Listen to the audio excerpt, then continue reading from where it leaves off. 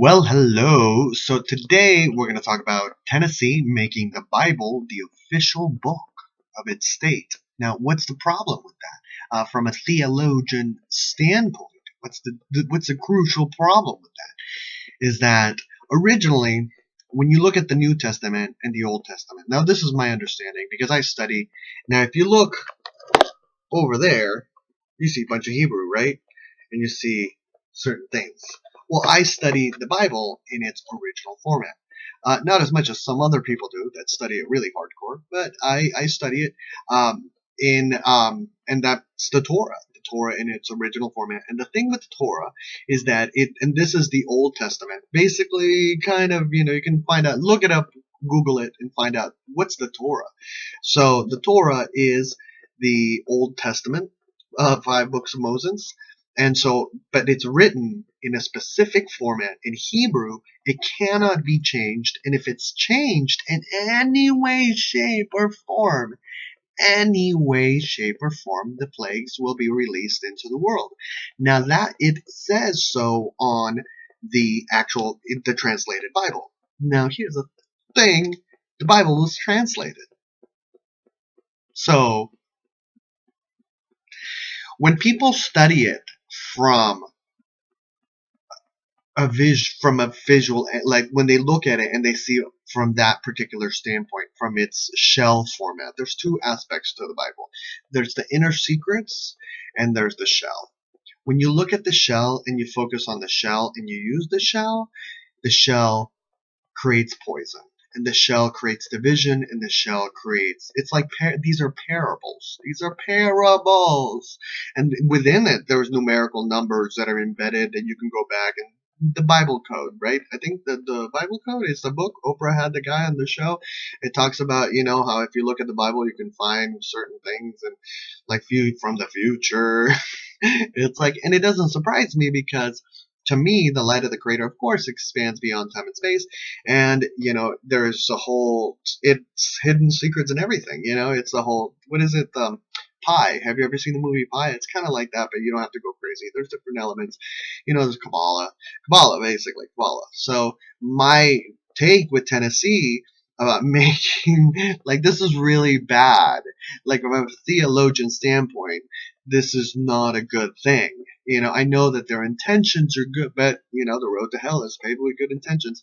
Their intentions are good because they love God, they love Jesus, and they want that particular energy.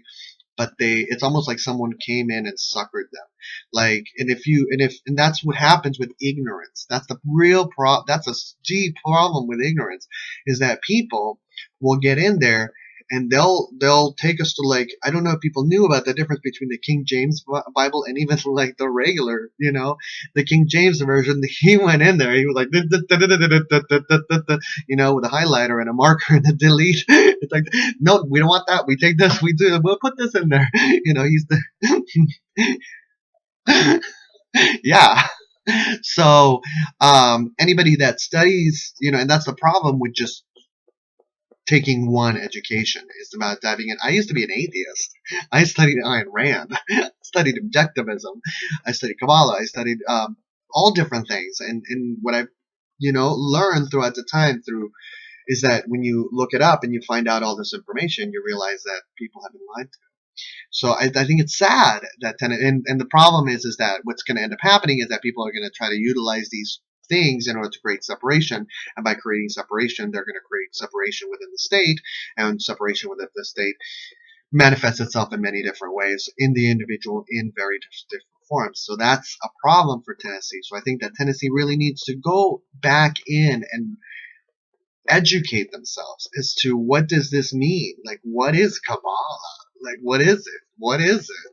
Like, what's that? What is that thing? Like, is the light of the Creator speaking in other ways that we're not familiar? Did someone take the Bible and totally change it for their own power and greed and benefit in order to brainwash humanity and not really allow them to connect to the genuine light of the Creator? Yes. You can look it up though. So that's the problem with Tennessee. Oh, is it Tennessee? I think it's Tennessee, right? But a lot of states are it's fear. It's fear. They're afraid, so they're like trying, and they're like, I'm trying. And it's like, no, it's someone. It's yeah, I know you're trying, but someone's giving you poison in the process. And look, it's hurting you, and it's hurting your education, it's hurting your finances, it's hurting your economy, it's going to hurt you in the world eye view because it's not based on the main premise, which do unto others as you would like them to do unto you.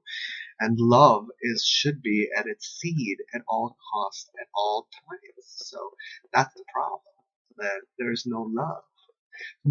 So thank you for listening, and I wish you a wonderful week. So send love to Tennessee instead of being like, oh, those religious crazy people. And be like, you guys, you're just not educated. And even even if even if you're an atheist and you're like separation between church and state, it's like, yeah, but at the same time, it's just the lack of education. It's all lack of education. So I sent education, love, and light to Tennessee, and hope that they reconsider their stance on the situation. So take care.